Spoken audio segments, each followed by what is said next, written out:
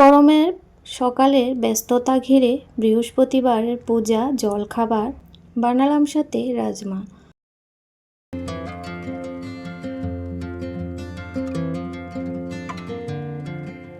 নমস্কার, শুভ সকাল সবাইকে। অনেক স্বাগত আমার পরিবারে। আমি পিঙ্কি ত্রিপুরা থেকে বলছি।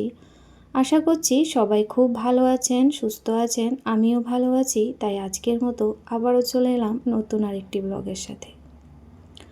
আজকে বৃহস্পতিবার আর এখন সকাল 6:30 বাজে। স্নান করে চলে এসেছি, ঠাকুর পূজা করব।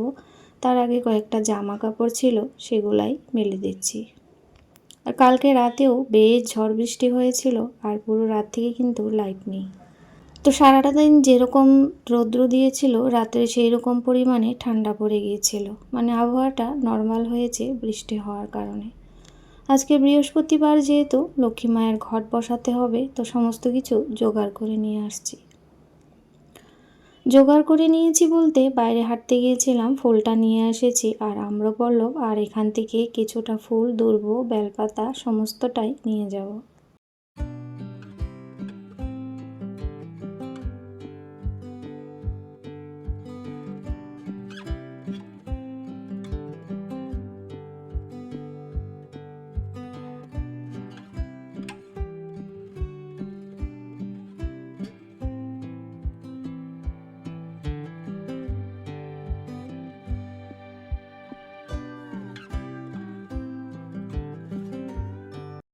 এই জবাগুলি ফুটতে বেশ সময় লাগে, আর একটাই গাছে মানে 15 থেকে 20টা হয়তো ফুটেছে। আর সব কটা নিইনি, অল্প কটাই নিয়েছি, যেহেতু বাইরে থেকে ফুল নিয়ে আসছিলাম। তো আজকে প্রতিদিনের মতো 5টার আগেই ঘুম থেকে উঠেছি। উঠে হয়েছে ঘরদোর ঝাড় দিয়ে হাঁটতে বেরিয়েছি। হেঁটে এসেই মানে একটু ব্যায়াম করেছি, তারপর স্নান করে এখন হচ্ছে ঠাকুর পুজো দেব। আর রূপালী বোন বলেছিল ছাদ বাগানের ফুল গাছটা খুবই সুন্দর, এটা প্লাস্টিক ফুল। ও মনে করেছিল এটা প্লাস্টিক নয়, এটা কিন্তু চন্দ্রমল্লিকা, আর খুব সুন্দর কিন্তু গাছ ভর্তি ফুল ফুটছে। যেহেতু এটা শীতের সময় এনেছিলাম, গাছটা সেই রকম পরিমাণে কিন্তু গ্রো হয়নি, আর ফুলও ফুটেনি। আর এখন বেশ 1 মাস ধরে খুব সুন্দর ফুল ফুটছে।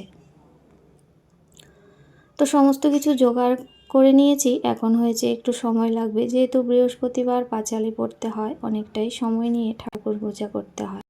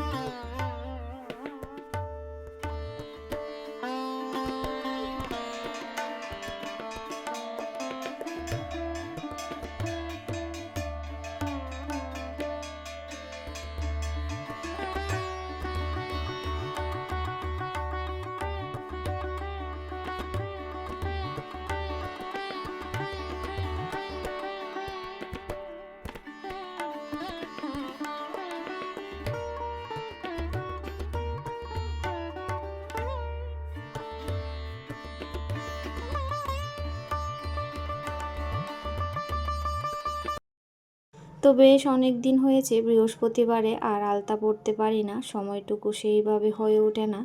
সকালে সমস্ত কাজ করে তাড়াহুড়ার মধ্যে কিন্তু চলে যাই ঠাকুর পূজা দিতে। পুজোটা দিয়েই পরে রান্নাঘরে ঢুকতে হয়, তো সেই জন্য তো আজকে ভাবছি একটু আলতা পরে নেব, যেহেতু অনেকটা সময় আছে। বৃহস্পতিবার মানেই সকালের ব্যস্ততা, আর এই ব্যস্ততার মাঝে সমস্ত কাজগুলো সময় মতো করে নেওয়ার চেষ্টা। এখন পুজো দিয়ে সেরে জলখাবারটা বানাবো, আর জলখাবারে আজকে থাকবে চানা।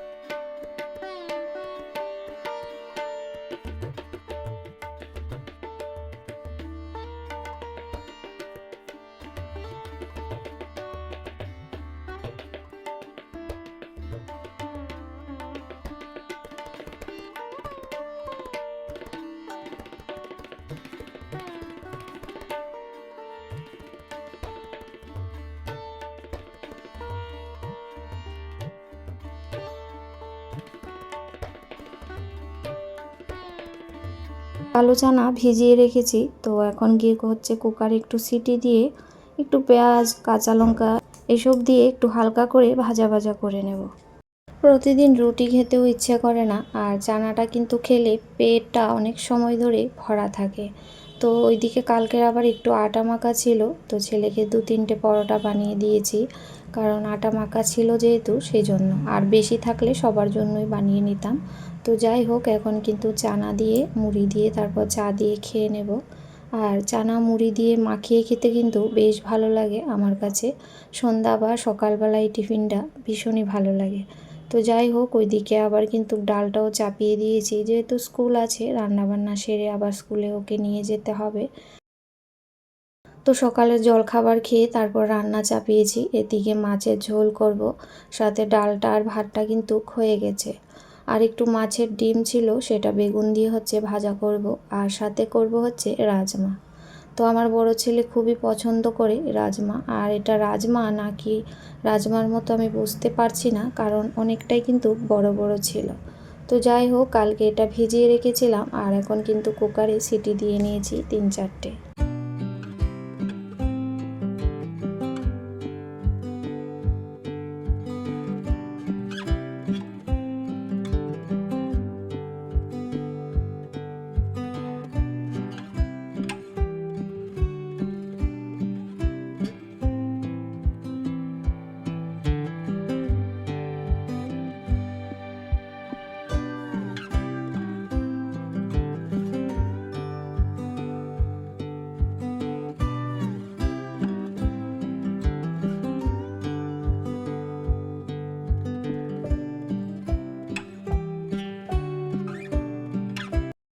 তো রাজমাটা সেরকমভাবে আমাদের খাওয়া হয় না, তো তার আগেও হয়তো আমি 2 দিন বানিয়েছিলাম। কবে বানিয়েছি সেটা আমার মনে নেই, মানে অনেক সময় আগে বানিয়েছি। সেরকমভাবে কিন্তু রাজমা ভালো লাগে না, কিন্তু ছেলে খেতে চেয়েছিল, আর হচ্ছে মা দিয়েছিল অনেক দিন আগে যখন বেড়াতে গিয়েছিলাম তখন, তো সেই জন্যই রান্নাটা করছি।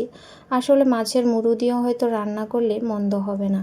তো এইভাবেই মোবাইল দেখে নিলাম, একটু দেখে তারপর হচ্ছে পেঁয়াজ কুচি করে নিয়েছি বেশি করে, টমেটো কুচি, তারপর লঙ্কা ভালো করে কুচি করে নিয়েছি, আর জিরে ফোড়ন দিলাম সমস্ত মশলা দিয়ে। এখন ভাজা ভাজা করে কিন্তু মশলাটাকে কষিয়ে নেব।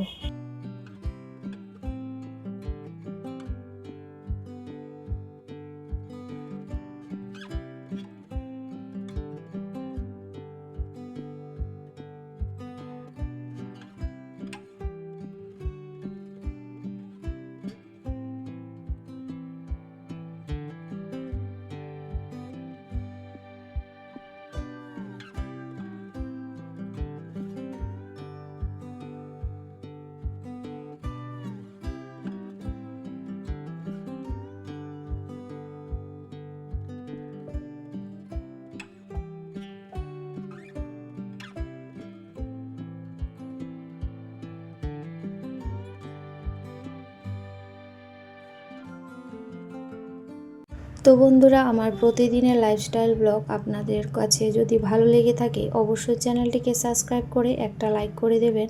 আর যারা আগে থেকে এই কাজটি করে রেখেছেন সবাইকে অসংখ্য ধন্যবাদ। মানে রাজমার ডালটা ভালো করে কষিয়ে হচ্ছে গরম জল দিয়েছি, আর গরম জল দিয়ে এখন ভালো করে একটু ফুটিয়ে নেব।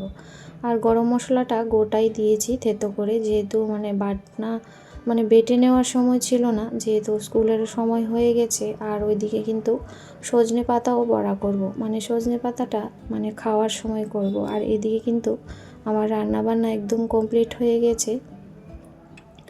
তো এই ছিল আজকের রান্নাবান্না, আর হয়েছে গ্যাস চুলা সমস্ত কিছু ধুয়ে মুছে পরিষ্কার করে নিয়েছি। তো বন্ধুরা, আজকের মতো ভিডিওটি এখানে শেষ করছি। আগামী দিন আবারও আসবো নতুন ব্লগে। ততক্ষণ পর্যন্ত সবাই খুব ভালো থাকবেন, সুস্থ থাকবেন।